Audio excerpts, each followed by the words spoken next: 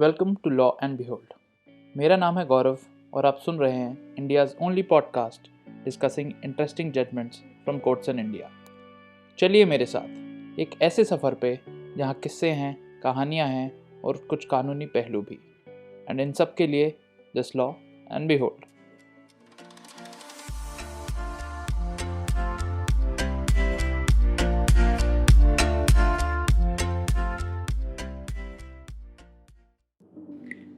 दिसंबर 2002 अहमदाबाद में शाम होने ही वाली थी। डॉक्टर जयदीप पटेल अपनी लैबोरेटरी बंद करके तकरीबन 4:45 बजे अपनी इंडिका गाड़ी से घर वापस जा रहे थे। गाड़ी चला रहा था उनका ड्राइवर, जिसका नाम था जिग्नेश। जिग्नेश के साथ डॉक्टर पटेल अपने घर जा रहे थे। गैलेक्सी सिनेमा के पास उनकी गाड़ी रुकती है। गाड़ी के बगल में एक मोटरसाइकिल आके रुकती है और जयदीप पटेल पे गोली चला दी जाती है। गाड़ी रुकी थी एक स्पीड ब्रेकर को निगोशिएट करने के लिए। जैसे ही गाड़ी थोड़ी स्लो हुई थी, उसके बगल में जो मोटरसाइकिल रुकी उस पे 2 लोग सवार थे। एक आदमी ने पिस्तौल निकाल के फायर कर दिया और दूसरे आदमी ने बाइक दूसरी तरफ मोड़ के भगा दी।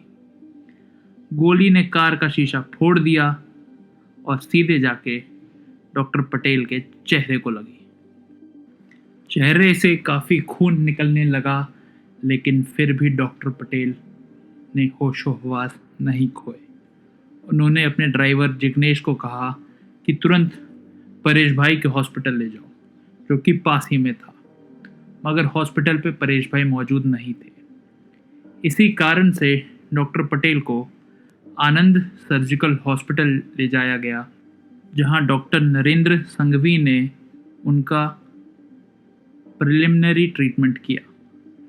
डॉक्टर संघवी की एडवाइस के बाद, जिन्होंने ये कहा कि डॉक्टर पटेल को एक बड़े हॉस्पिटल ले जाना चाहिए, एक बेटर इक्विप्ड हॉस्पिटल ले जाना चाहिए, डॉक्टर पटेल को स्टर्लिंग हॉस्पिटल ले जाया गया। इस बीच उनके ड्राइवर ने एक कंप्लेंट फाइल की थी पुलिस के पास, जो आनंद सर्जिकल हॉस्पिटल पे पहुंची थी। इस कंप्लेंट को फॉरवर्ड कर दिया गया नरोड़ा पुलिस थाने में, जहां पर एफआईआर दर्ज हुई। इसके बाद मामले की तफ्तीश के लिए पुलिस ने इन्वेस्टिगेशन चालू की। पुलिस ने बात की उनके ड्राइवर से, जो कि कंप्लेनेंट था। इसके बाद वो घटना स्थल पे गई, कुछ आर्टिकल्स सीज किए, जैसे कि टूटे शीशे और जो कपड़े पहने हुए थे डॉक्टर पटेल ने, जो गाड़ी की मैट थी, वो एक कवर रखा हुआ था पीछे की सीट पर जिसमें खून लगा हुआ था, और गाड़ी के अंदर जो अलग अलग चीज़ें मौजूद थी। स्टर्लिंग हॉस्पिटल में डॉक्टर पटेल का ऑपरेशन किया जाता है, उनके शरीर से गोली निकाली जाती है। इसके बाद वो बयान देने की पोजीशन में होते हैं। पुलिस उनका स्टेटमेंट रिकॉर्ड करती है और इसके बाद 2 लोगों को अरेस्ट करती है। पहले आदमी को करती है 30 दिसंबर 2002 को और दूसरे को अगले ही दिन 31 दिसंबर 2002। इन दोनों की आइडेंटिफिकेशन परेड कंडक्ट की जाती है 2 जनवरी 2003, यानी 2-3 दिन बाद ही। आज हम जिस केस की बात कर रहे हैं वो दूसरे आदमी का है, यानी अक्यूज नंबर 2, कन्यो अहमद शेख। 4 जनवरी 2003 को जिस बंदूक से गोली चलाई गई थी वो रिकवर करती है पुलिस। अक्यूज नंबर 2 बताते हैं कि वो गन कहाँ थी। 3 वेपन पुलिस जब्त करती है, एक देसी कट्टा, एक पिस्टल जो कि इंग्लैंड में बनी हुई थी, और एक दूसरी पिस्टल जो मेड इन चाइना थी। ये तीनों पिस्तौल ज़मीन के नीचे से एक ओपन ग्राउंड में शालम दरगाह के पास से जब्त की जाती हैं। एक पंचनामा बनाया जाता है बाकायदा। इसके बाद ये तीनों वेपन फॉरेंसिक साइंस लैबोरेटरी को भेज दिए जाते हैं एनालिसिस के लिए और टेस्ट के लिए, कि जो बुलेट डॉक्टर पटेल के शरीर से निकाली गई थी, क्या इन्हीं बंदूकों से चलाई गई थी? मुकदमे में प्रोसिक्यूशन ये दलील देता है कि डॉक्टर पटेल को टारगेट इसलिए किया गया क्योंकि इससे पहले अहमदाबाद में कम्युनल दंगे हुए थे गोधरा इंसिडेंट के बाद। फरवरी 2002 में ये दंगे हुए थे। जो अक्यूज्ड हैं इस केस में वो उन्होंने कॉन्स्पिरेसी बनाई थी कि हम एक दूसरे धर्म के बड़े संगठन के जो ऊंचे ओहदे पे लोग हैं उनको टारगेट करें और उनको साफ कर दें। जो डॉक्टर पटेल हैं वो भी किसी ऐसे ही संगठन में एक अच्छे ओहदे पे थे। जो अक्यूज लोग थे उन्होंने डॉक्टर पटेल की निगरानी करनी शुरू कर दी। वो देखने लगे कि वो कब जाते हैं, कहाँ जाते हैं, क्या करते हैं, और ये प्लान बनाया डॉक्टर पटेल को मारने का। प्रोसिक्यूशन ने अपनी स्टोरी को प्रूव करने के लिए 14 विटनेसेस को एग्जामिन किया, जिसमें ड्राइवर और डॉक्टर पटेल भी शामिल थे और इन दोनों को आई विटनेस बताया गया। इसके अलावा प्रोसिक्यूशन डॉक्यूमेंट्री एविडेंस पे भी रिलाई किया, जैसे वो कंप्लेंट जो कि जिग्नेश ने की थी। इसके अलावा medical report, certificates, panchnama relating to the items collected from the site of occurrence and दूसरा पंचनामा जो कि बंदूकें जब्त करते वक्त बनाया गया था। इसके अलावा फॉरेंसिक साइंस लैबोरेटरी की रिपोर्ट्स, लाई डिटेक्शन एनालिसिस वगैरह वगैरह। अक्यूज्ड की तरफ से एक भी विटनेस पेश नहीं किया गया। उनका डिफेंस था कि हम ऐसी किसी घटना में इन्वॉल्व नहीं हैं। सारे एविडेंसेस कंसिडर करने के बाद एक लंबे ट्रायल के बाद ट्रायल कोर्ट ने अक्यूज नंबर 2, जिसके बारे में हम आज बात कर रहे हैं, उनको अटेम्प्ट टू मर्डर में कन्विक्ट किया और 6 साल की सज़ा सुनाई। इसके बाद एक अपील दाखिल की जाती है गुजरात हाई कोर्ट में, जहाँ पे अपील काफ़ी समय तक चलने के बाद अक्यूज्ड को अटेम्प्ट टू मर्डर में कन्विक्ट किया गया और उनकी सज़ा 6 साल से 1 साल बढ़ाकर यानी टोटल 7 साल कर दी गई। इस फैसले के खिलाफ सुप्रीम कोर्ट को अप्रोच किया जाता है और उसी केस के बारे में आज हम ये बात कर रहे हैं।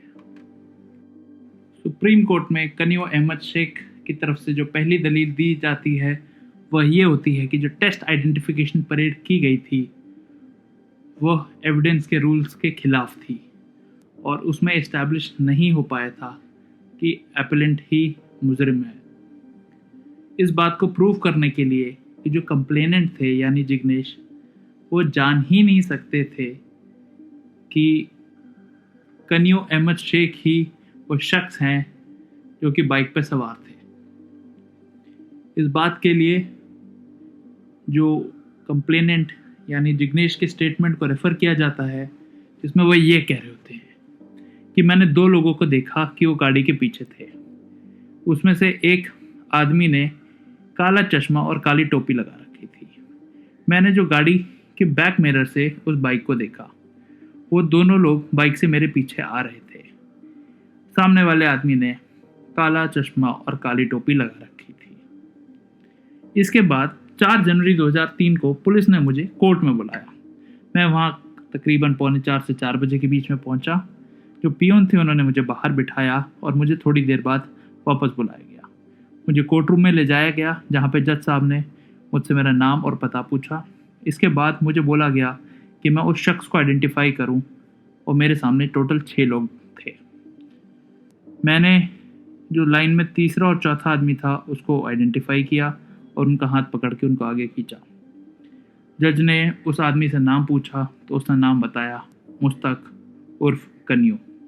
इस प्रोसीजर के बाद जज साहब ने मुझे जाने के लिए कह दिया।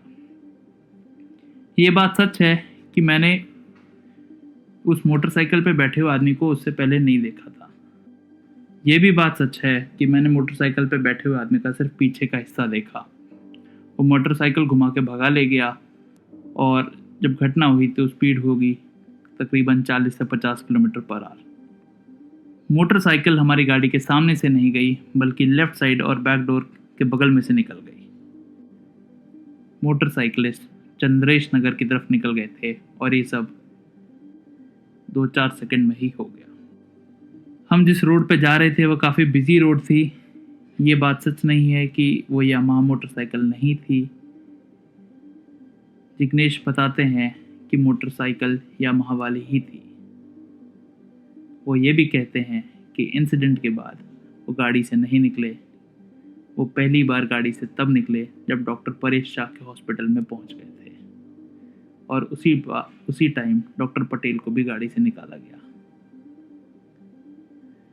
मोटरसाइकिल पे जो लोग बैठे थे उनकी उम्र देख के 20 से 25 साल की बताई जा सकती थी।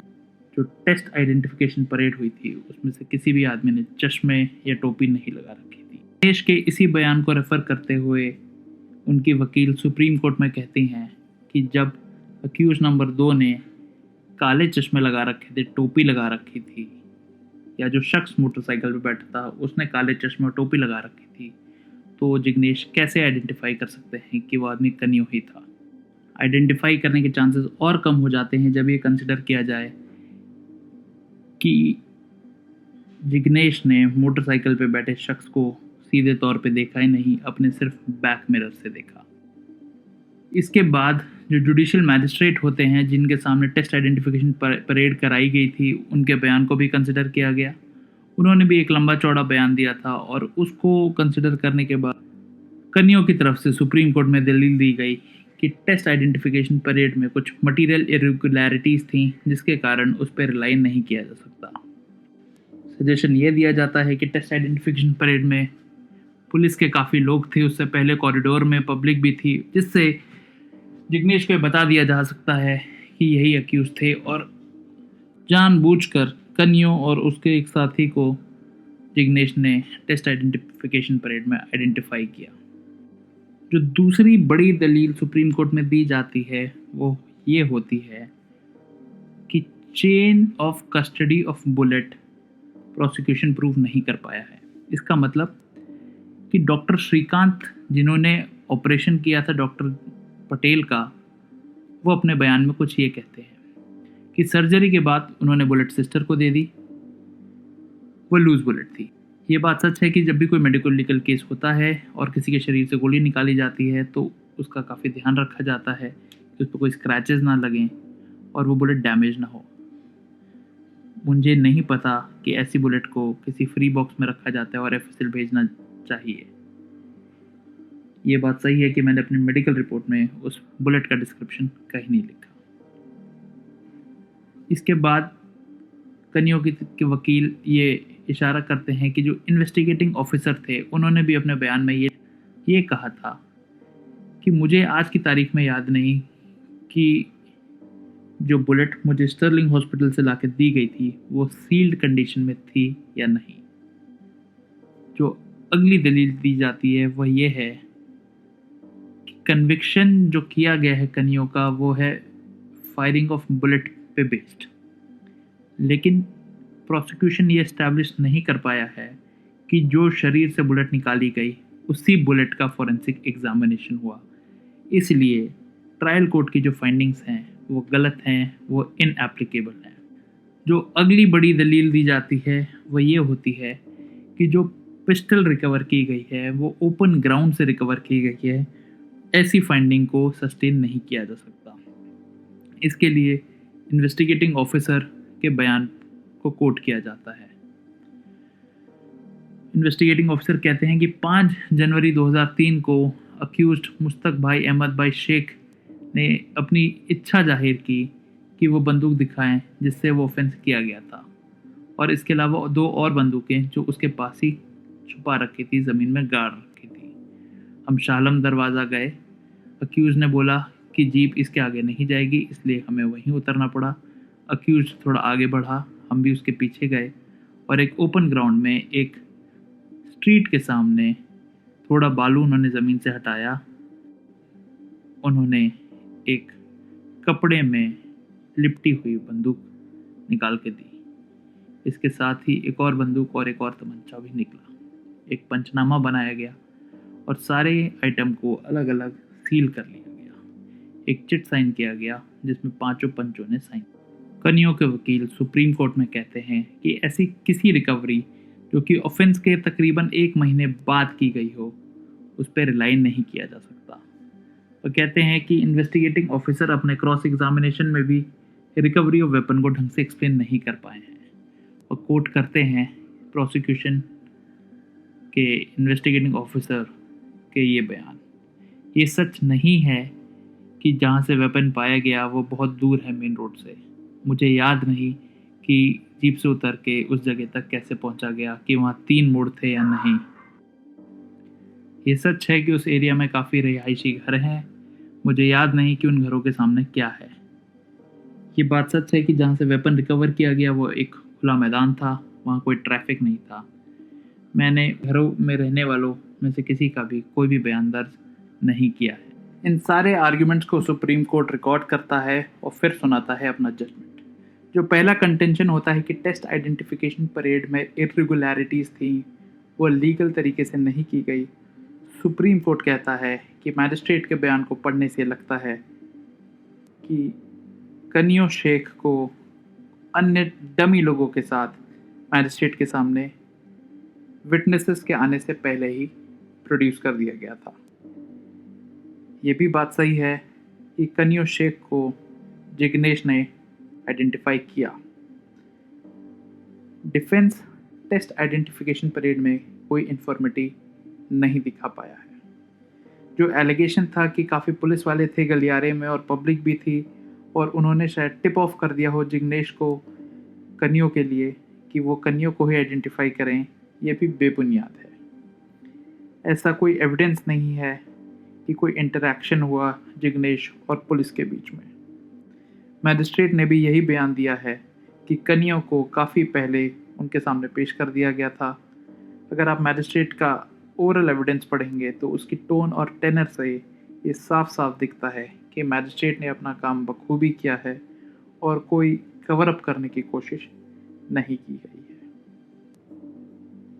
जो दूसरा कंटेंशन था कि जिग्नेश आइडेंटिफाई कर ही नहीं सकते थे, इस पे सुप्रीम कोर्ट कहता है कि ट्रायल कोर्ट ने कोई गलती नहीं की गई है।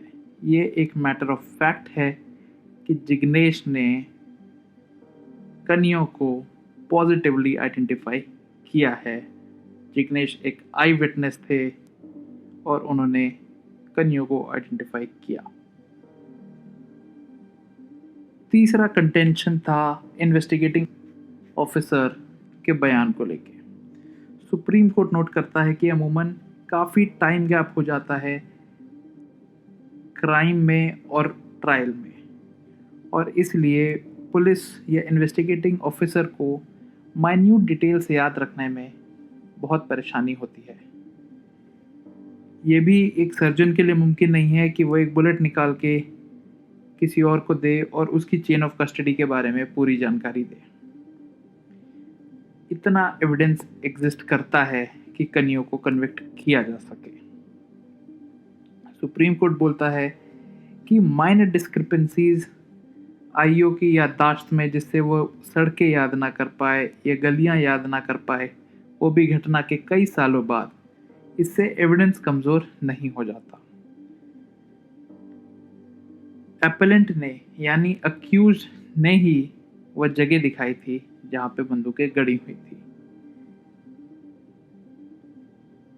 जो फाइनल दलील दी जाती है कनियों की तरफ से कि मोटिव प्रूव नहीं हो पाया कि आखिरकार कनियों और उसका साथी डॉक्टर पटेल को क्यों मारना चाहते थे। इन सुप्रीम कोर्ट कहता है ये एक मैटर ऑफ फैक्ट है कि गोली चली थी, गोली चलने के टाइम आई विटनेसेस थे और इसलिए मोटिव को एस्टैब्लिश करना एक नेसेसिटी नहीं है। सुप्रीम कोर्ट रिपीट करता है कि जिग्नेश और डॉक्टर पटेल ने कनियों को आइडेंटिफाई किया है और इसलिए उन्हें कन्विक्ट किया जा सकता है। सुप्रीम कोर्ट नोट करता है कि प्रोसिक्यूशन भले ही जो क्रिएटर कॉन्स्पिरेसी बताई जा रही है कि हिंदू कम्युनिटी के प्रोमिनेंट लीडर्स को टारगेट किया जाए, ये प्रूफ नहीं कर पाया है। इसी कारण से जो तीसरे शख्स को भी अक्यूज बनाया गया था केस में पहले, उसे अक्विट कर दिया गया था। लेकिन ये कानून काफ़ी सॉलिड है कि माइनर डिस्क्रिपेंसी से एविडेंस विशिएट नहीं हो जाता। टाइमिंग को लेके डिस्क्रिपेंसी इनसिग्निफिकेंट है। सुप्रीम कोर्ट वापस नोट करता है कि जो आई विटनेसेस थे वे थे डॉक्टर पटेल जो कि थे विक्टिम और उनका ड्राइवर। उनके ड्राइवर ने कॉन्फिडेंटली आइडेंटिफाई किया कन्या को। ड्राइवर अपने क्रॉस एग्जामिनेशन में टिका रहा, उसको शेकअप नहीं किया जा सका। जो बंदूकें मिली वो भी कन्यों के पॉइंट आउट करने से ही मिली। ऑफेंस की ग्रेविटी देखते हुए और सीरियसनेस देखते हुए और वह तरीका देखते हुए जिसमें गोली चलाई गई, there can not be any doubt कि जो अक्यूज लोगों का अटेम्प्ट था वो डॉक्टर पटेल को मारने का था। इन सभी कंडीशंस को देखते हुए, सिचुएशन को देखते हुए सुप्रीम कोर्ट कन्यों को कन्विक्ट करता है अंडर सेक्शन 307 आईपीसी और सजा मेंटेन करता है हाई कोर्ट ने जो दी थी 7 साल की कैद। बताइएगा ज़रूर आपको ये एपिसोड कैसा लगा। You can contact us on Twitter and Instagram. इन दोनों अकाउंट्स के लिंक आपको मिलेंगे नोट्स में। आज जिस जजमेंट पे हमने बात की है उसका लिंक और साइटेशन भी मिलेगा आपको नोट्स में। अगले हफ्ते तक take care and have a great week.